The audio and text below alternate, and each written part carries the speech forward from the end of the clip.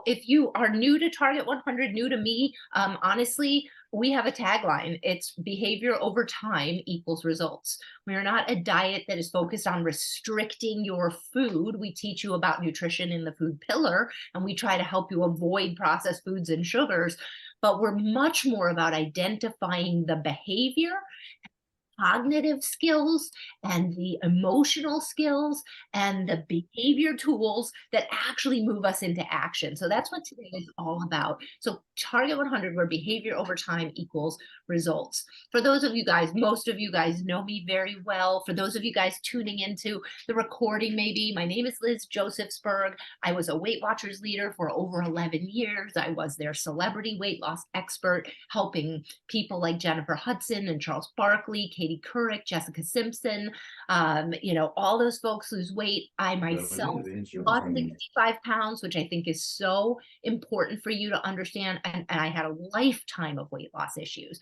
30 pounds 5 different times, then 50 pounds, then 65 pounds, then went to work for Weight Watchers at the lowest level of the company, worked my way up there, became their national spokesperson. I wrote some of their weight loss programs, and then went to work for the last 9 years around the world in weight loss and weight loss technology, fitness. I'm a personal trainer, a certified nutrition exercise specialist. So I really come at this from a personal journey and then a long 20-year professional journey. But you guys need to understand that when I talk to you, I'm talking to you from the perspective that I am doing this with you at all times. That you don't get to lose weight, which I think is this huge misconception that if you lose weight, then the process is over. This is an ongoing, ever-changing process when we lose weight. So you're really going to want to learn to face this differently than as if it were a diet. So I want you to know a little bit about Target 100. You see a couple of our folks here. Actually, Fatima's here. She's a coach at Target 100. We have a lot of great coaches that you can talk to in the membership that have all had weight loss journeys like me. They've kept it off and they have now gone on to be professionals in their fields, and they love Target 100. And you have a support team. So anyone who is just coming in and joining our membership, a lot of you guys are coming in new. I want you to understand that for me, as I said before, it's not about your diet. It's not about what we used to think it was, counting calories or counting points and forgetting about everything else. Target 100, we're really going to talk about the 6 essential pillars that help you lose weight, right? So you've got your food and your exercise, sure, but we're going to talk movement patterns, sleep, stress, and hydration. And what we have done is build this app and this website for you guys, if you've read the book Target 100, where all of those pieces come together and you can actually connect devices and have all of your data read out into our proprietary sort of wheel technology, where you can kind of see, how your water and your steps and your sleep are affecting your food intake.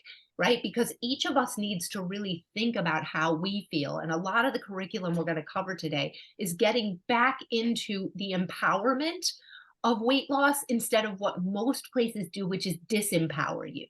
They say, hey, you're a female and you're 5'8" and you weigh 180 pounds. You just need to eat off this list of foods and don't think about anything. Don't learn anything. Just do what I say. And so when you do that, there is no deeper learning about actually how much hydration feels good for me? How many steps do I need? What foods do I like to eat versus what they're telling me to eat? So Target 100, we're trying to bring all of this data together so that you can create your own plan. And also understanding the role of stress and sleep here, right? So stress or sleep, I always like to say, like, sleep, when I don't have a good night's sleep, science tells us that hormones get raging and we actually are hungrier the next day. When I don't sleep well, I actually usually blow off my workout in the morning. And when I blow off my workout, guess what? Science tells us that we're hungrier all day when we don't work out, and that we make poorer food choices on a day that we don't work out. So now I've missed my sleep, I've missed my exercise, I have hormones raging, I'm hungrier, I'm probably not going to make the best food choices. So all of this stuff is intricately intricately, laced together. So I want people to understand this so they stop beating themselves up and start to understand how to take action in each and every one of these pillars. And as I said, the goal of the app and the goal of our membership and this program in general is to say that we're all different, right? Like in a different program, you might these two ladies, just because they are both 5'8" and 180 pounds, would be just addressed as females who need to lose X number of pounds. Whereas we don't see that at all. We want to look at Jenna, who she's a 48-year-old athlete. She's perimenopausal. Her food intake has to change. She may need more steps. Her sleep might be suffering. Whereas then we've got Sarah, who's a 32-year-old new mom. Her sleep is definitely suffering. She's getting no steps because she's stuck at home with the baby all the time, right? So kind of looking at your lifestyle and piecing together what you actually need to get that weight loss between the physical actions that you need to take in all six of the pillars, then layering on top of it the emotional and important cognitive skills that we're going to be teaching you here today. Specifically, we're really talking emotional cognitive skills. So this is really holistic, not, hey, you need X number of calories, but instead, hey, talk to me about the behaviors that might be standing in your way of weight loss. And this is one of those great questions that I always say, I have two questions that I ask all the time, which is like, isn't it true that we all know what the best food choice would be? Right? Like that an apple is a smarter choice than a Snickers bar, right? That's always like that funny question that I say. It's not that we don't know what to do, it's the gap between the action and the intention of what we're doing. Right. So I have another question that I ask people, and I want you guys to put it in the chat if you want to. What behavior, right? So not what food, what behavior is standing in the way of your progress? So when I ask myself that, I will look at what habits have begun regressing for me. So, I always tell the funny little story of like when David is working, he's not here at night. My husband's a Broadway actor, so he's gone at night. And so I have sort of like this routine. And then when he comes back in and then there's extra food after dinner. And I always find that my weight starts creeping up by a half a pound with the extra food after dinner because he's home at night. We often will go out to dinner more and we'll have more alcohol. So I find that those little behaviors, when I cap those off, right? So it's not that I don't know what I'm doing, it's that I am behaving differently. I'm not a bad person, right? But when I want to cap those behaviors. So if you want to put it in, just really think about the tiniest shifts in your behavior. Is it, I'm waking up too late and I'm not being able to make my breakfast and I'm getting to work and now I'm hungry and then I'm overeating at lunch, right? I want you to think about the things that are affecting you. Yes, Milford. It's Renee. Oh, Renee. I'm using my husband's computer. I was sure that it was you, and I was like, it says Milford. I should use the name on the screen, right? But I was like, oh, it's Renee. Yeah. Great to see you, Renee. Hi. Yeah, I realized that when I have like food on the counter in my kitchen or whatever, that I'm more inclined to like grab a cookie or nuts or whatever if they're sitting there. Whereas if I have them in the cabinet or in the pantry or whatever, that works, that I have to, like I have to go an extra step. It's not just an automatic pilot thing. Oh, so, the habits are, the habits that you don't even think about. And yes, right. And we do at our house a lot of that because we do have a teenage boy house where there are teenage boys rotating in here and things being ordered and pizzas being left out and like learning to really close that stuff up. I just noticed that we had some Costco cookies in the house. It's like, first of all, enough cookies for the rest of the entire human race were in my pantry, and Benji left the top of it open and there was a broken cookie. And it was like a response of like, I saw myself just going in because there was no barrier whatsoever. It wasn't even closed, right? So I was like, woo, close it up, put it in an extra bag, put it on the top shelf. It's good for Benji. He won't eat them as well, right? So it's not just good for us, it's good for our families.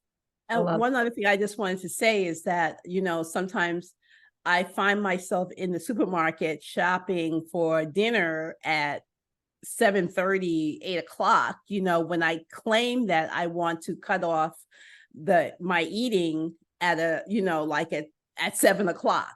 But if I don't have the food there, and I don't have it prepared, then I'm going to, be eating much later. Yeah. Yeah. Love that. Those are perfect, fantastic examples of this.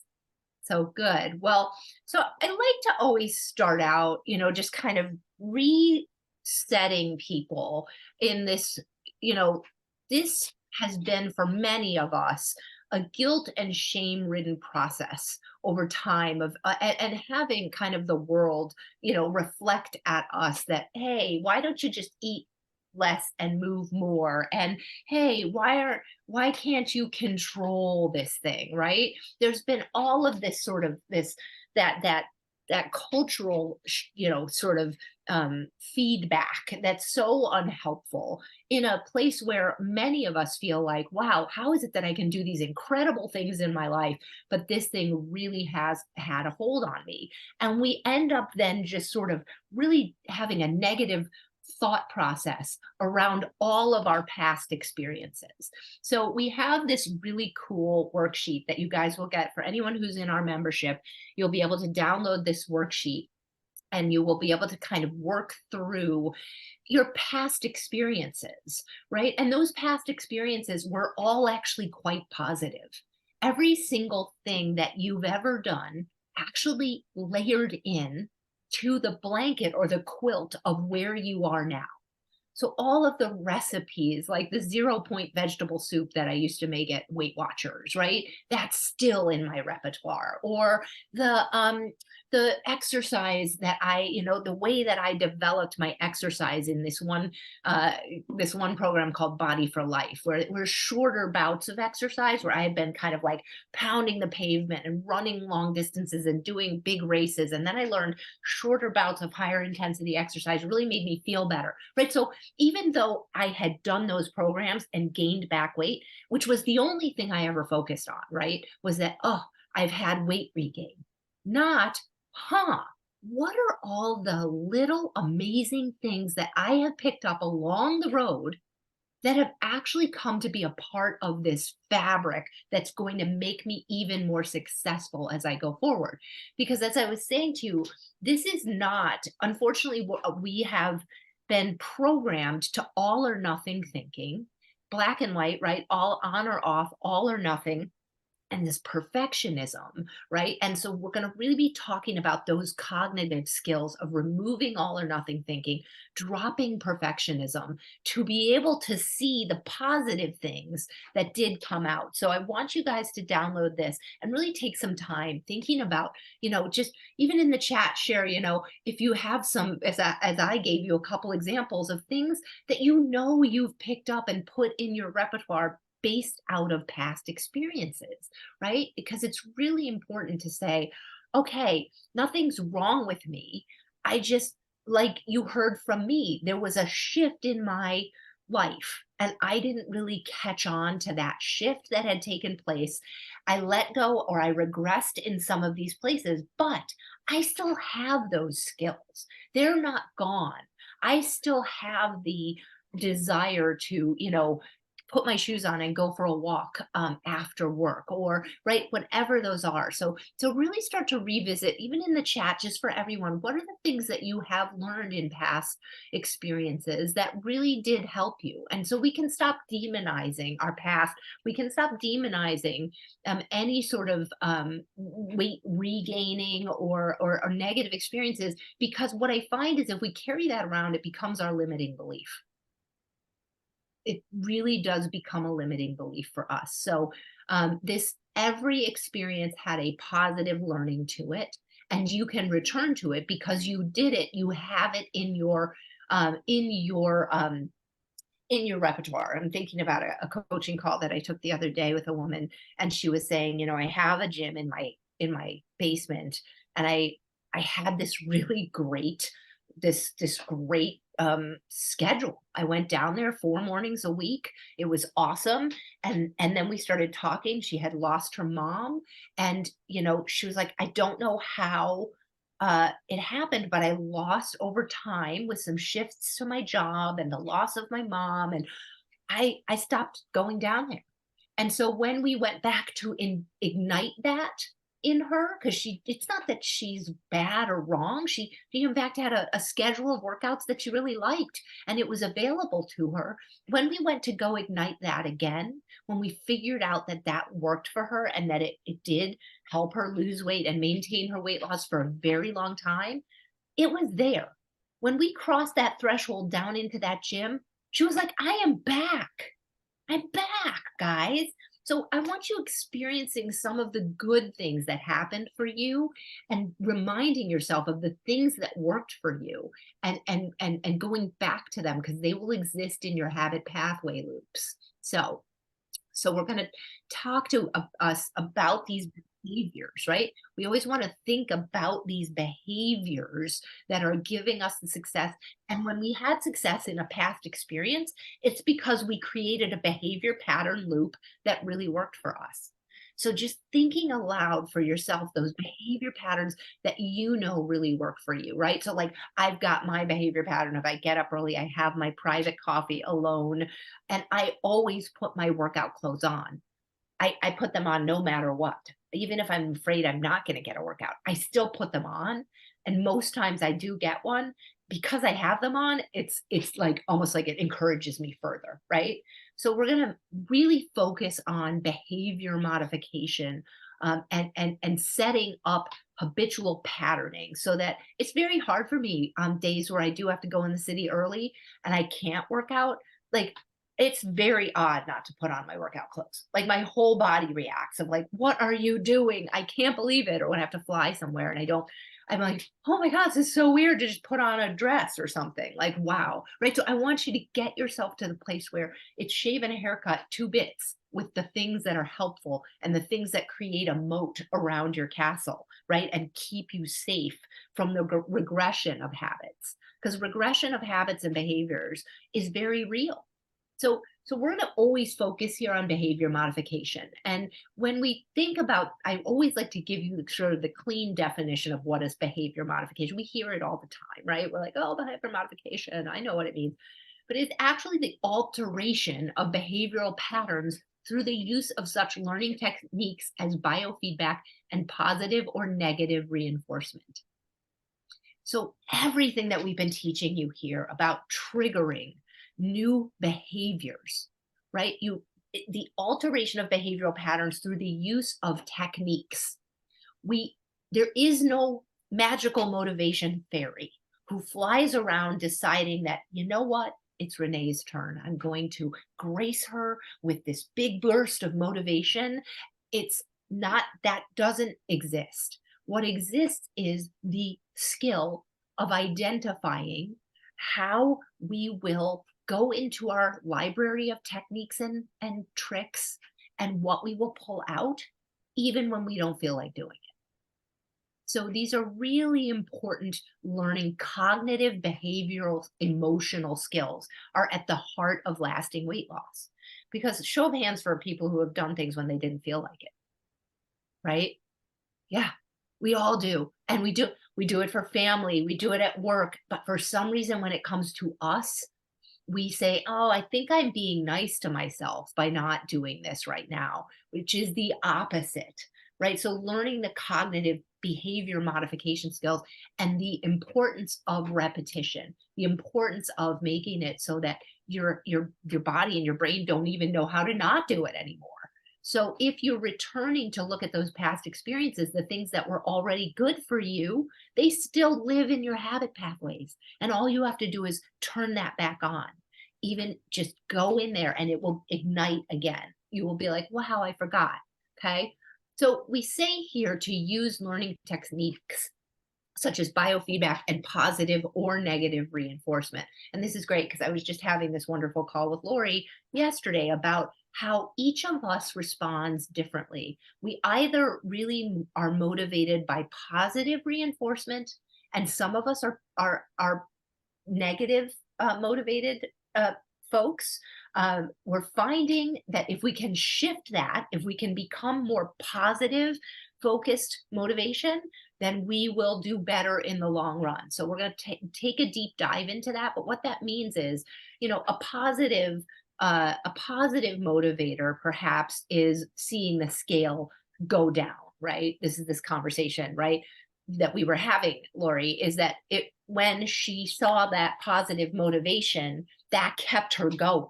Whereas when the scale goes up, which can feel like a negative motivator, that really that determines and affects her motivation. So determining what type of person you are, do you do better with positive or negative reinforcement? We all say, like, why would anyone do better with negative reinforcement? I mean, but it's true. Some people are like, I see a gain on that scale, and I go, "Oof, I'm not letting that happen. I'm going to dig in and make a change." Right. So sometimes negative motivators do work for people.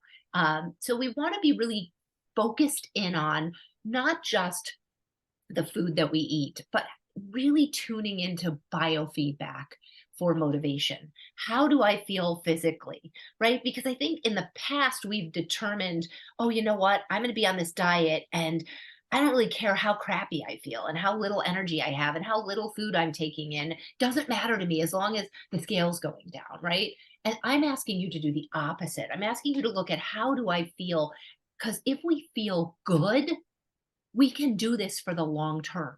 If we have great energy, if we feel like we're learning and growing and changing and feeling physically our best, we will keep going on this thing. So really looking at energy levels, looking at how you're reacting to stress. I mean, it's our main goal here at Target 100 is to help you to have less stress and live a happier life with some of the cognitive and behavioral tools we're looking at. But sometimes you can say, you know what, I am really not responding well to the stress in my life. And that can be a great piece of biofeedback about, I'm not doing enough stress relief. I'm not getting enough exercise. My sleep is off. I've got to focus here, here, and here because I'm not reacting well. You can look at your sleep patterns and your moods. All of these things become really important biofeedback for you to pay attention to. Whereas in the past, it's all been like, let me disempower myself and let me do this diet, regardless of how I feel, as long as I get pounds down on the scale, which is never going to last, guys, because it's just putting a band aid over what's truly important. What I hear from people when they say, you know what, I joined Target 100 because I just want to feel my best. And weight loss follows feeling your best, right? It's that thing we always say, the scale comes down because we feel good, because we have energy. Okay. So, as I was sharing with you, the brain science that we're starting to see out there is beginning to understand that positive reinforcement and connection to positive outcomes is beginning to prove to be the carrot that moves the stick, right? Or moves the needle on the scale. Is negative reinforcement has been the teaching of the industry, right? Right? Eat less, you're bad, you have to do this right, there's a limited number of points, and if you go over by one, you're a bad person, right? If you don't lose weight, there's shame and guilt and all of the things that have been around the diet industry. Whereas what we're really starting to see when we look at that brain under an MRI scan is when you can connect to, you know what, this is my own personal experience, is that, I'm not going to have that glass of wine tonight because what I've started to notice is it's really disrupting my sleep. I'm waking up for like 2 hours in the middle of the night when I drink wine now. So I'm going to connect to how great I feel in the morning when I don't have it. And I'm like, okay, holding on to the positive outcomes, the positive benefits, living for finding and really connecting to the smallest positive things or the things that you have done right today versus done wrong. So, like, sometimes I'll just have people track what they didn't eat today. Right? You know what? I did. I passed up that cookie at the office. Rock on. I am amazing.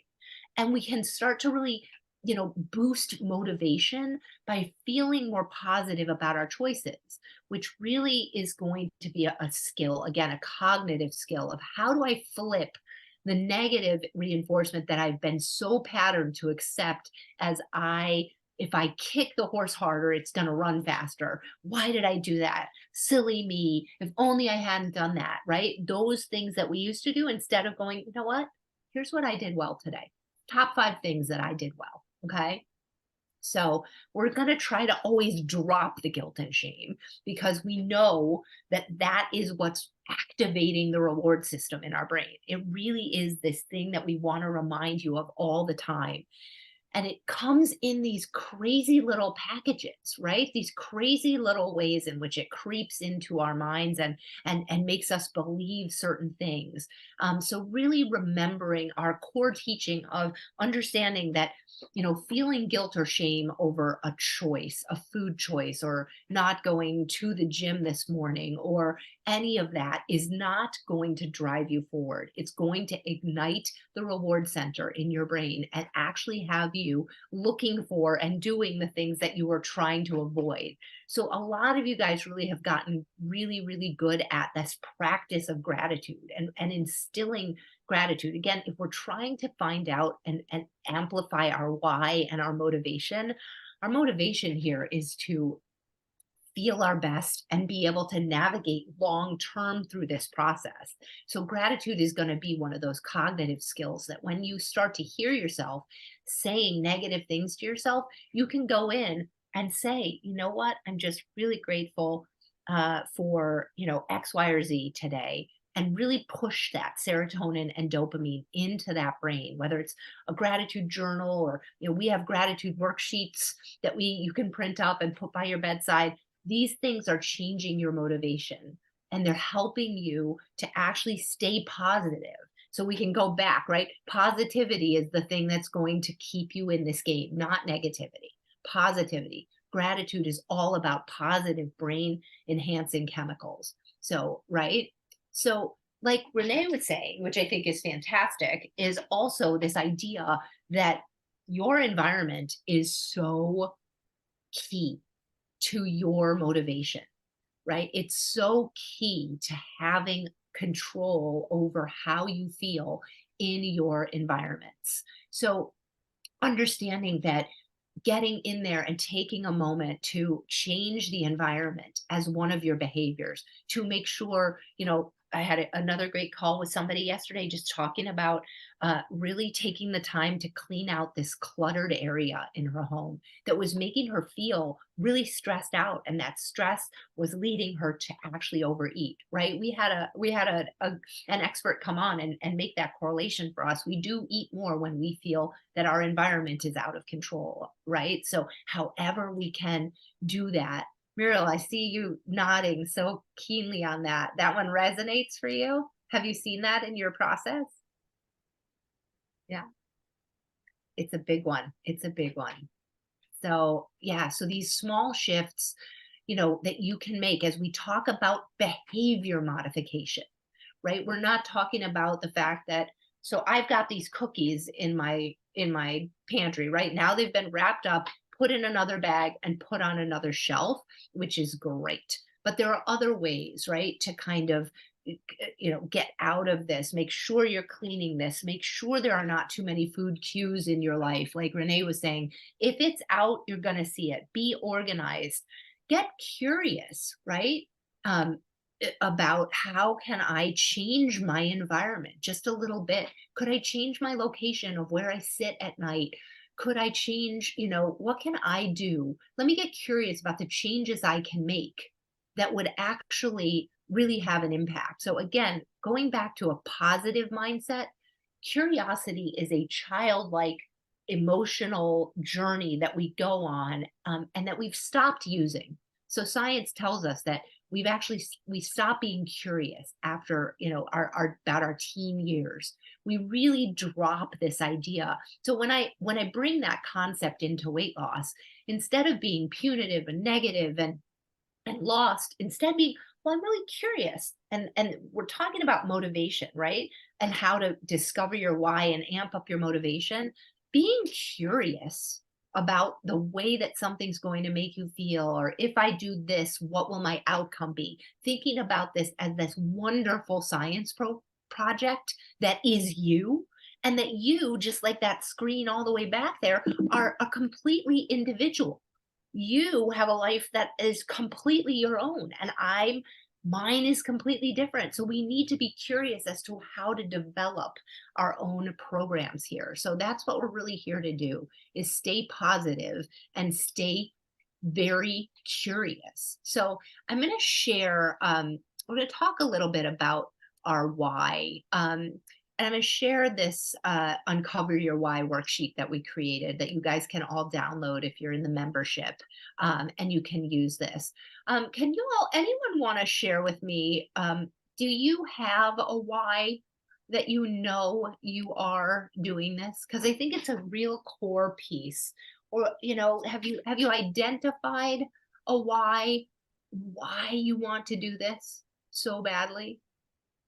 Either now or in the past. Sometimes we lose track of our why. That's why we're here and doing a workshop around why, because it's so important. If we don't know why we're doing something, if we don't have a passionate connection to why we're doing something, and I don't know if any of you guys have been watching the Netflix Blue Zones uh, documentary. I'm giving it as an assigned homework.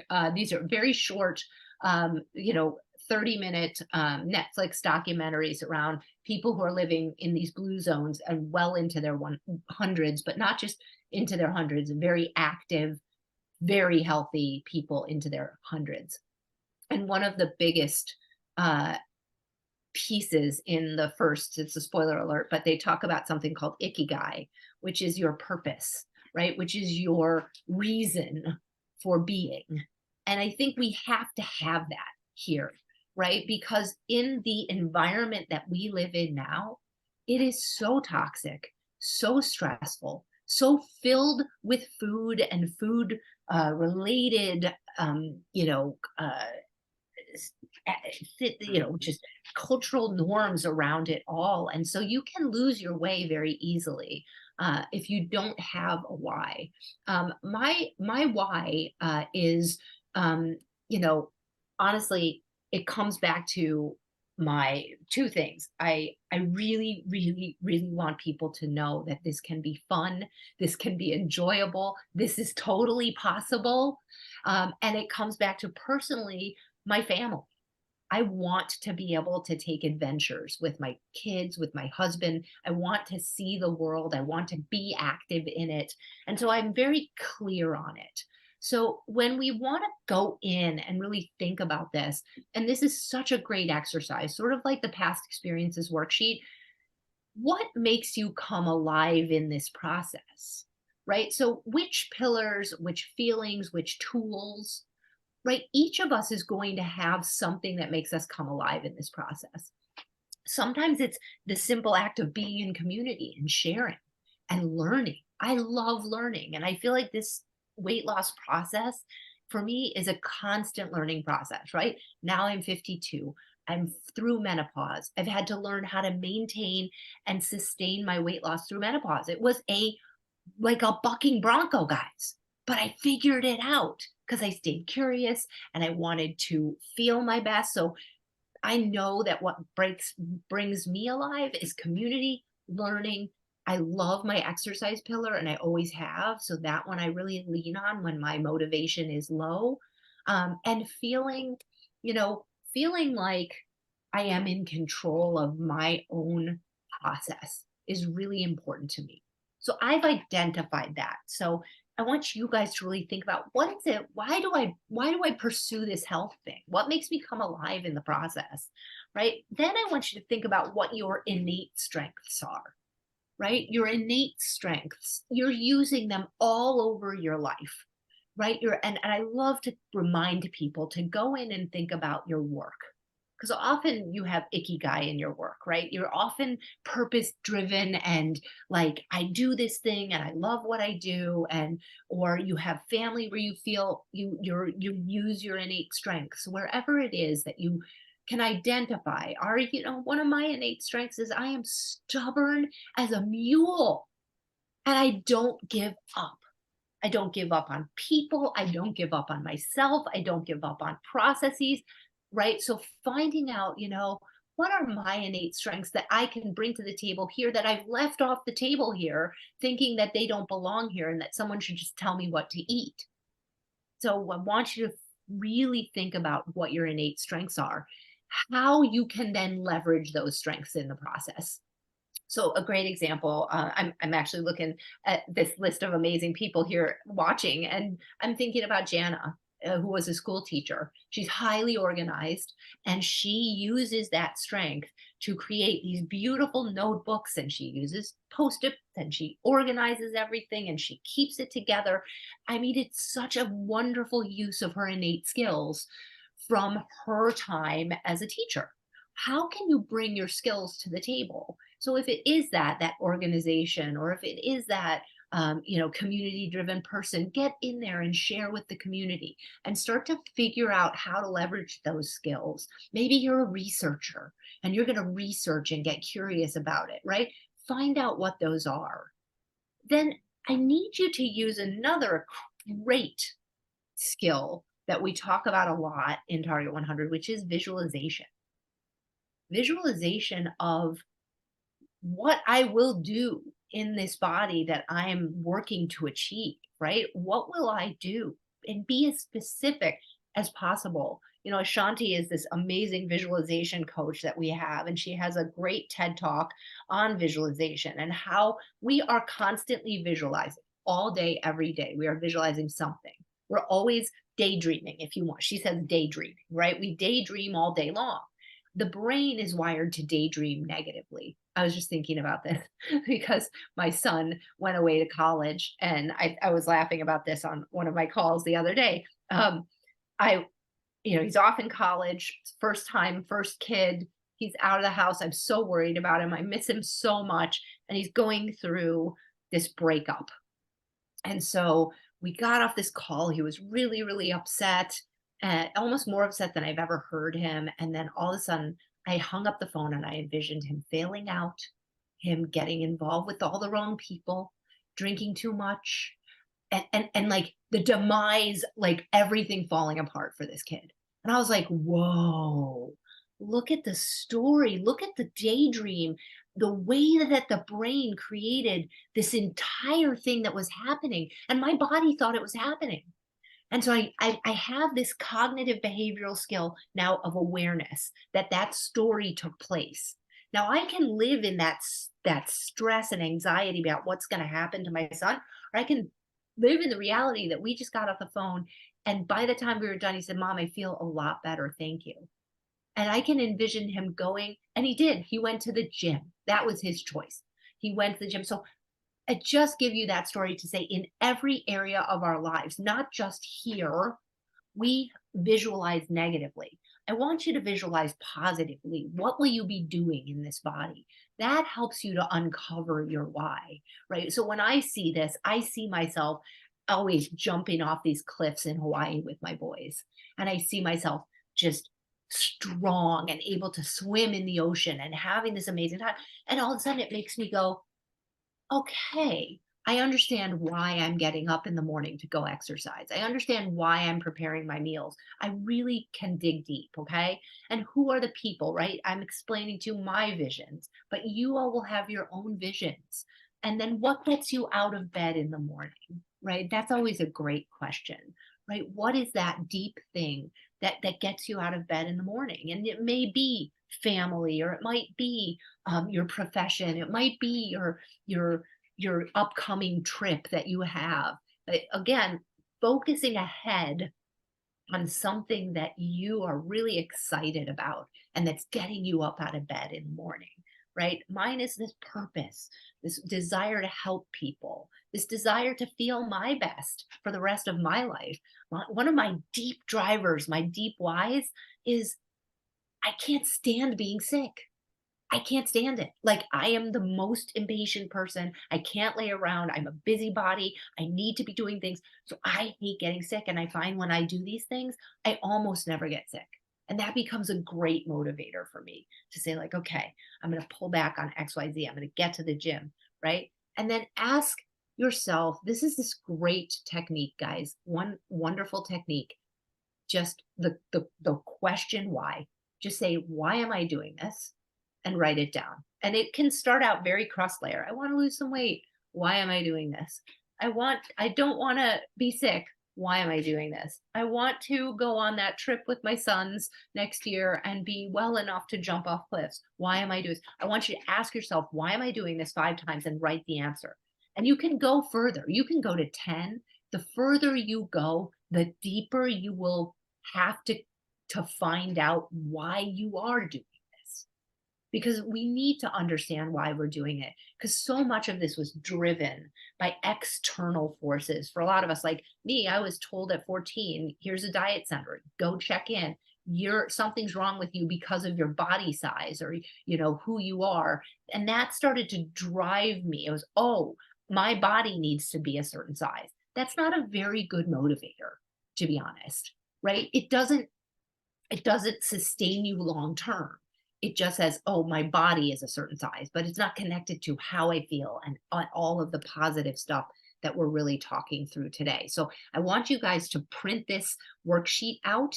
And if you feel brave, put it up on our Realize 100 wall, and let us know what you have uncovered about this process, right?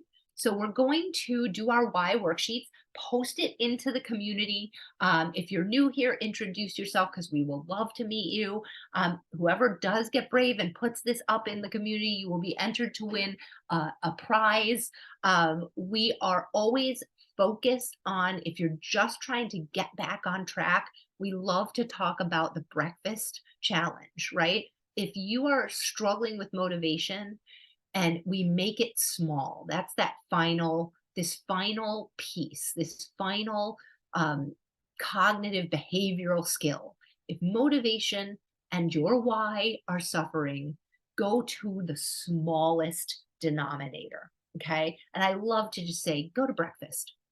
Go to breakfast. If you're struggling and you feel like you can't get a handle on things, go back to one simple meal being on track. It really helps. Maybe yours is lunch or dinner, whatever that is. But picking that again and thinking through the few skills that we just talked about, right? The environment. What do I have on hand for my breakfast or my lunch or my dinner? What do I have on hand? What's in my environment? If my environment sucks, I'm going to probably do it pretty poorly. Then we have when will I shop for them? You've got a shopping list from us. That's again, organization of time, and being organized and having the things in my environment that I need. Where will I eat this breakfast? Maybe I've been eating it on the go in the car, and it's really not working for me. I'm not even recognizing that I'm having this thing. This behavior isn't working. I need to take 10 extra minutes, sit down, and actually have this at home, right? Do you need to change your morning routine to accommodate this breakfast, right? And we can just sub in lunch or dinner here for whatever it is that you're doing. But yeah, maybe you have a really poor lunch routine going on right now. I did when COVID hit and we started working on Zoom. I would sometimes not eat lunch. I'd go straight through. Now I schedule in a 30-minute break every single day, and I am absolutely uh, rabid about it. You'll see me. I'm just like, okay, guys, it's lunchtime, gotta go, right? Like, and my team knows it. Like, I am like, I have to eat. I have to have 30 minutes, right? Like finding out what part of your routine isn't working for you, whether it's breakfast, lunch, or dinner, and then just really thinking through some good options for yourself. But the example here. What we've kind of covered today is there are key tenets, right, of your environment, your positivity and curiosity, really settling into those and staying in that lane, making things much smaller and identifying your why, really taking the time to sit down about your why. Okay. So these worksheets are there for you. They're in the resources drawer on the Realize landing page.